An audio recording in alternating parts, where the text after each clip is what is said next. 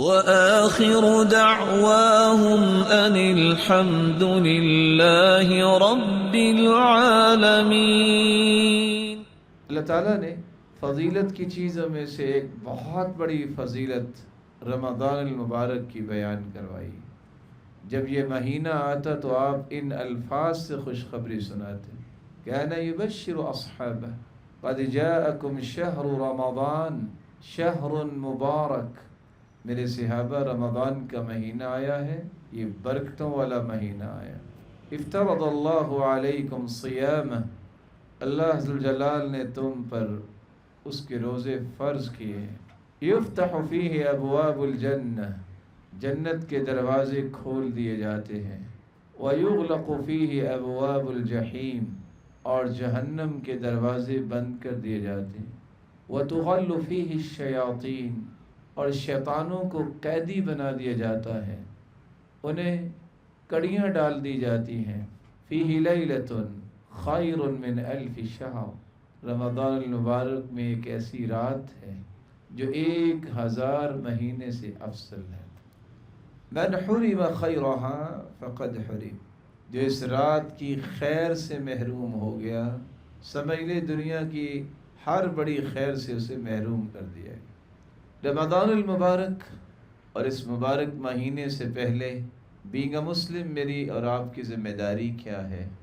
عمرو بن قیس بیان کرتے ہیں کہ ہمیں سکھلایا یہ گیا، کان اذا دخل شعبان اغلق تجارته وتفرغ لقراءة القرآن الكریم، شعبان کے اندر ہی اپنے معاملات کو سمیٹنا شروع کر دیتے، جو تجارتی معاملات تھے، اور قرآن مجید کی تلاوت کا آغاز کر دیتے، اور وہ کہا کرتے تھے طوبی لمن اصلح نفسه قبل رمضان، اصل خوش نصیب تو وہ ہے جو رمضان سے پہلے ہی اپنی اصلاح کر لے۔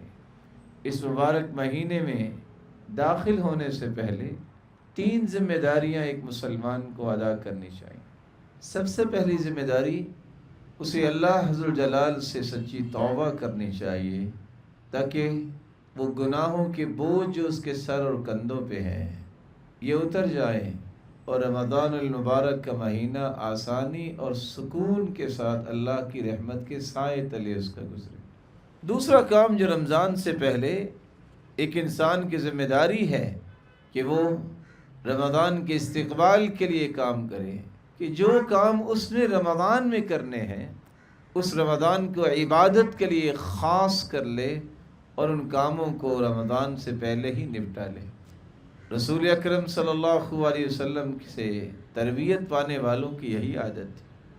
اور تیسرا کام جس پہ عموماً ہم فوکس نہیں کرتے، اور پہلے 1 سے 2 سے 4 سے 5 روزے بڑی پریشانی میں گزارتے ہیں کہ یہ کیا ہو گیا، اب تو کچھ بھی نہیں کھا سکتے، اس لیے آپ صلی اللہ علیہ وسلم پہلی شعبان سے 15 شعبان تک روزے رکھتے تاکہ رمضان کے لیے تیاری ہو جائے۔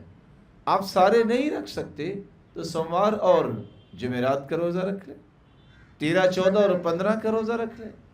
رسول اللہ صلی اللہ علیہ وسلم سوموار اور جمعرات کا روزہ رکھا کرتے، بلکہ آپ نے فرمایا جو 13 اور 14 اور 15 ایام 20 کے روزے رکھتا ہے 3 دن، یذہبن وحر الصدر، اللہ نے اس میں طاقت اتنی رکھی ہے کہ اس کے دل سے حسد، بغض، عناد، دشمنی اور کینہ ہر قسم کا اللہ کرید کے نکال دیتے ہیں، دل کو صاف کر دیتے ہیں۔ تو یہ تیاری کیجئے۔